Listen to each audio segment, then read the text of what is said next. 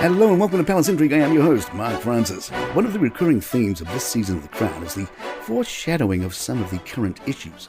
We see a 40-something Prince Charles in the 1990s discussing making over the monarchy, a topic that has come up again in recent years.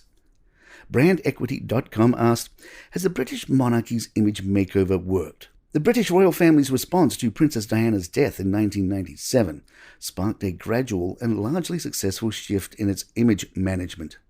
There was eventually an acknowledgement that missteps were made and that the family needed to turn the page on a damaging decade of divorces, family infighting, and scandals that had dented their public standing. A quarter century on, the monarchy now has a far nimbler PR operation, adept at social media and rapid response while still able to stage grand events like June's Platinum Jubilee celebrations with aplomb. However, recent controversies, notably Prince Andrew's link to Jeffrey Epstein and Prince Harry and his wife Meghan Markle quitting frontline royal duties, have cast doubts on the remoulding.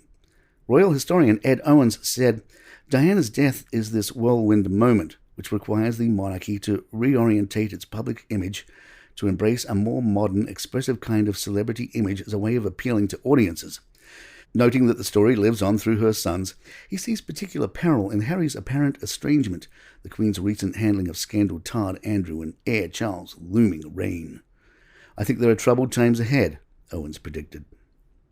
Robert Hardman, author of The Queen of Our Times, The Life of Elizabeth II, argued it was measured evolution as the 24-hour news cycle ramped up and social media arrived. Monarchy is not like a brand of cereal. It doesn't relaunch, it changes slowly, imperceptibly, but firmly for a reason, and there was definitely a sense in those years that things needed to change, but you don't suddenly tear the whole thing up. The shift offered a more human image of the Queen, who had been reported as being more concerned about her dogs and horses than her subjects.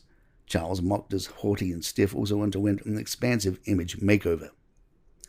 For years, Queen Elizabeth awoke to the sound of bagpipes. The BBC checked in on the story of the pipe major Paul Burns, the current piper to the sovereign who played at the Queen's funeral. The dulcet tones of bagpipes may not be everyone's idea of a perfect awakening, but for King Charles it is part of a centuries-old morning ritual. Every day at 9, a lone piper plays a selection of songs below the monarch's window for 15 minutes, whenever they are in residence. The practice began with Queen Victoria 179 years ago, with 17 pipers to date. Major Burns has continued the tradition for the new king. In a video released by Buckingham Palace, the military musician from the Royal Regiment of Scotland is seen in his uniform, complete with green socks to complement his tartan kilt, marching around the grounds of Clarence House as he played his distinctive tones.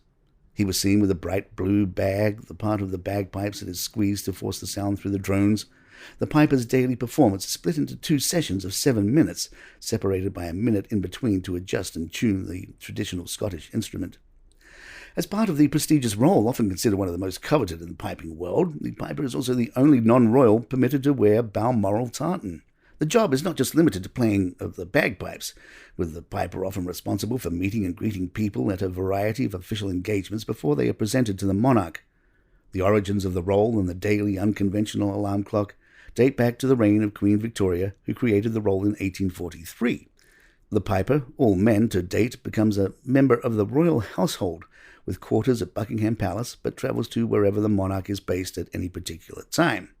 One former occupant of the role, Pipe Major Scott Metvin, described himself as having been thrust into the inner circle of the monarchy when he took up the job.